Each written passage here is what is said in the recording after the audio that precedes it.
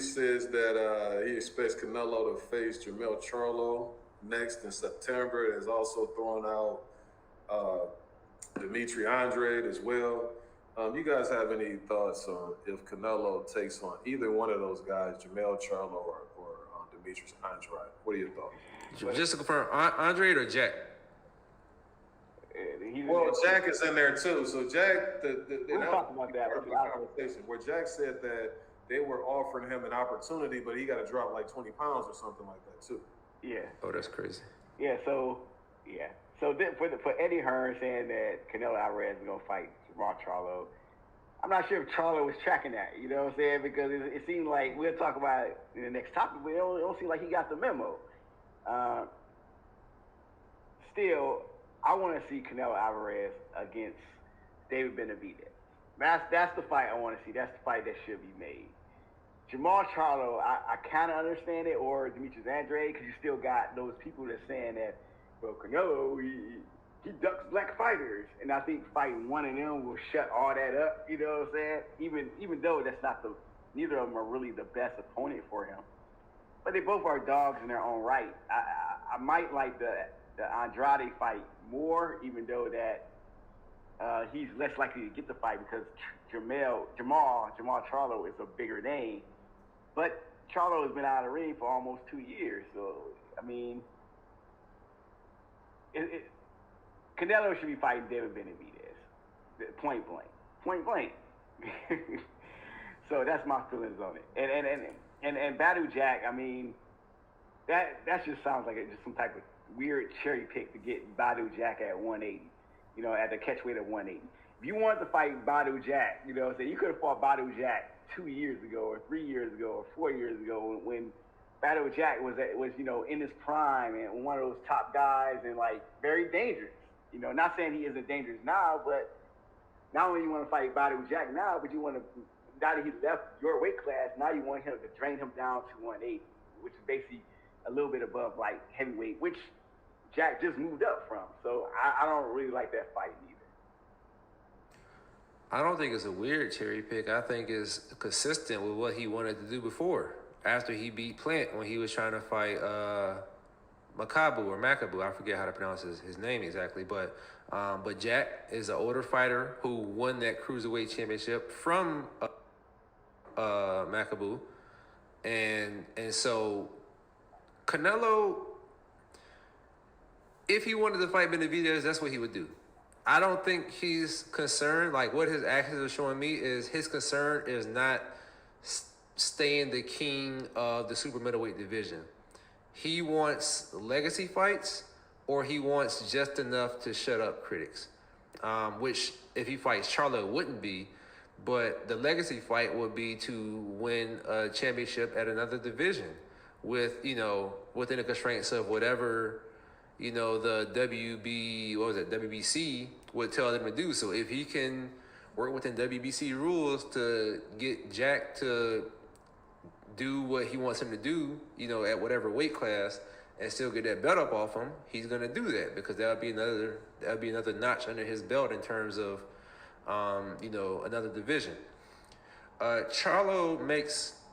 I don't think he's necessarily concerned about the black fighter narrative.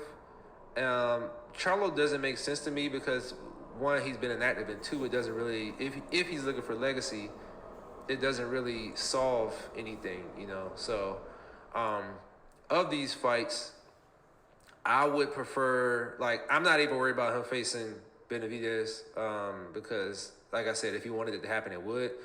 But if he's showing us what he's going for, I think he might as well go for the legacy fight. So of these, I would rather see him fight Jack because at least there's some intrigue to a super middleweight, an undersized super middleweight fighting a cruiserweight.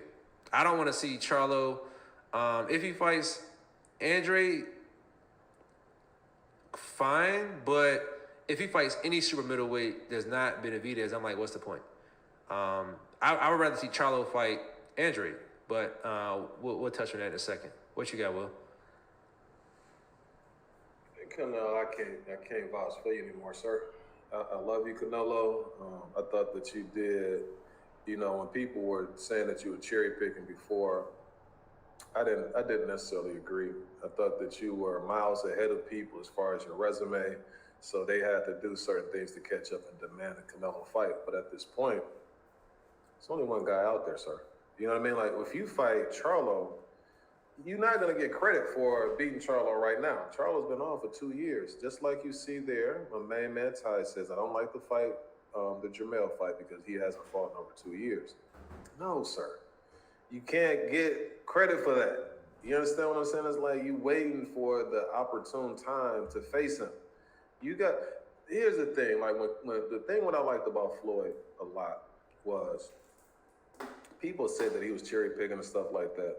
But at least most of the guys that he faced, he was fighting them after their biggest victory.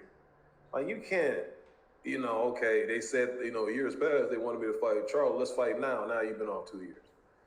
The only way he can do this is because sometimes what either promotional companies do or not necessarily fighters, typically Top Rank used to do that type of stuff where they would throw out a potential opponent for a Pacquiao. And it's like, okay, then they go in a whole different direction just to see, okay, when we saying this, let's see the feedback from what the fans are saying. Then they might fight somebody else. Hopefully for him, because what we're in June, that he's saying these type of things, and then all of a sudden he starts to try to negotiate with Benavidez because he's just buying some time. Like, I'm over here training him, getting prepared for him. Then when he least expect, I'm gonna throw the offer out there, and then we'll go ahead and get it on for September. Because the way it looks to me now, that dang on Badu Jack at 180, dude, you can't. Like, then they're going to be saying that that's a catch weight type of thing that you did. You're not going to get credit for that. Maybe he just doesn't care. I don't know. It's just like, it's what Benavidez said, man. Like, it's coming to the point where it's like, bro, why are you afraid of me? Like, why are you afraid of this dude? Like, if you know that that's the fight that everybody is clamoring for, that's the fight that everybody is saying that, that's what you need to prove. And I know that he's to a point now that he doesn't have to prove anything to anybody, but you've been campaigning at 168 too long not to take this fight. That's the only guy left, sir. This is the iron is hot, Canelo. Please take this fight, man, at the very least. We're begging you. I'm begging him at the very least Canelo can do for us. Is if he doesn't take Benavidez now, do what Tank did. And say, well, I'm fighting Hector Garcia now, but I got the Benavidez fight next, at the very least. Because if you don't, then it's like, man, I can't defend you anymore. I might have to drop you out of my top 10 pound for pound. You're doing too much, man.